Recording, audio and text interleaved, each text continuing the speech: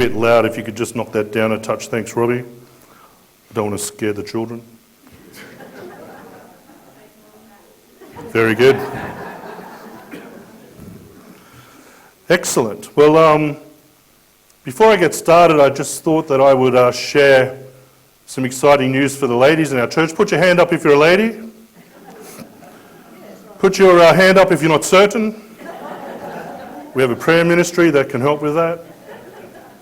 So on the 22nd of November, we have Jenny Greaves coming to join us as our guest speaker for our second ladies' afternoon tea.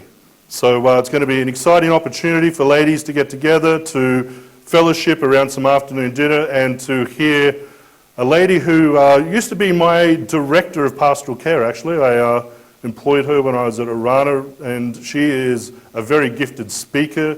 She had 173 volunteers working for her at the airport, and she also is a very successful businesswoman. So I believe our ladies are going to be blessed on that afternoon, the 22nd of November, 2:30 here. $5 is pretty cheap. Just wanted to reiterate Margaret's announcement to us in regards to next Saturday. It's going to be a really nice opportunity to remember our sister and to celebrate Colin's life with Sean and his family. And just to add to what Margaret said, please bring some food on those plates. We don't want you just to bring a plate, we want food. So put some food on the plates and bring them, yes? Very good. Revelation 15. It was a short chapter, wasn't it? Only 8 verses. Next week we're probably going to do 2 chapters, and they're both very long, so we'll see what God does with that. But Revelation 15, the song before the storm. Heaven's calm before earth's storm. You know, Revelation stands as a theological hinge between the horrific visions of the beast in chapters 12 to 14 and the final outpouring of divine wrath that we see in chapters 16 and 17. It draws our attention heavenward before the final wave of divine judgment is poured out upon the earth. And what we encounter here is both awe-inspiring and sobering. A pause, if you will, before the final climax of God's wrath and redemption. It is a reminder that history is not spinning out of control, but is actually unfolding according to God's sovereign purpose. And as we saw last week, the God who saves is also the God who judges. And his justice is as much a part of his glory as his grace. The scene shifts from the turmoil of the beast's persecution to the tranquil majesty of heaven. And here John sees the 7 angels with the 7 last plagues, last because with them the wrath of God is completed. Yet before the bowls are poured out, the redeemed stand upon the sea of glass, singing the song of Moses and of the Lamb. And in this we witness harmony between God's justice and mercy. The final acts of judgment arise from the very holiness of his throne. The Apostle John reveals to us in Revelation 15 that divine wrath is not an emotional outburst, but rather a settled, righteous response to sin.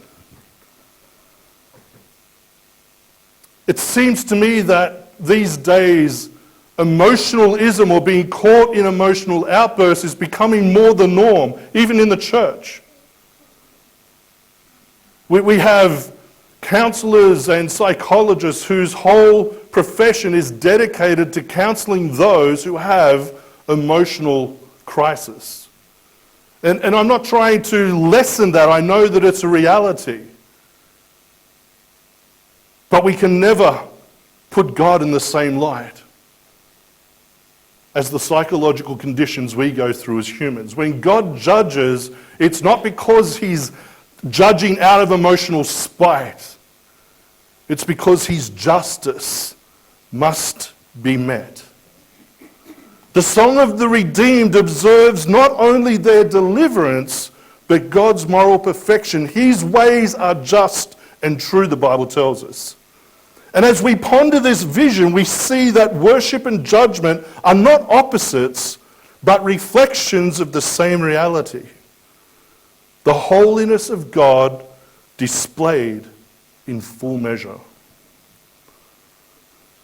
As this vision unfolds, John invites us to see what lies ahead. The outpouring of the final 7 bowls is not chaos, but consumption. It's not chaos, it's controlled. It's not chaos, it's consummation. Heaven is calm. Not because judgment is withheld, but because it proceeds from the settled holiness of God. Before the storm of wrath breaks upon the earth, there is a stillness of worship in heaven. The prelude that reminds us all divine judgment begins in divine glory. Now, Pastor Greg Laurie, in his book Signs of the Times, states, true worship flows from a right view of God, his holiness, his justice, his mercy, all in perfect harmony. You see, Revelation 15 invites believers to see worship and praise not merely as thanksgiving for our redemption, but as adoration of divine perfection. This is holiness expressed through both mercy and judgment. And that leads to the first point in our text. Right from the very first verse, the majesty of God's judgment. God's judgments are not arbitrary reactions, but the holy fulfillment of his righteous character. The 7 angels and the 7 plagues. 7, as we've seen, is a number of completeness throughout the Bible, echoing God's perfect work in creation. Now, these 7 angels, radiant and powerful, they stand as instruments of divine precision. Their plagues are not chaotic. They're not disastrous in the uncontrolled sense, but they are final phases of God's redemptive plan. Now, this is justice executed with moral exactitude. The plagues, or in the Greek, plagae, echo the Exodus imagery, reminding us that God's judgments are redemptive warnings as well as punishments, which is the theme we find in many places throughout this book of Revelation. God's wrath is completed. The term wrath in Greek is thymos, and it expresses the burning energy of holiness. Throughout Scripture, this is not the Lord having an emotional crisis or outburst. Wrath conveys God's passion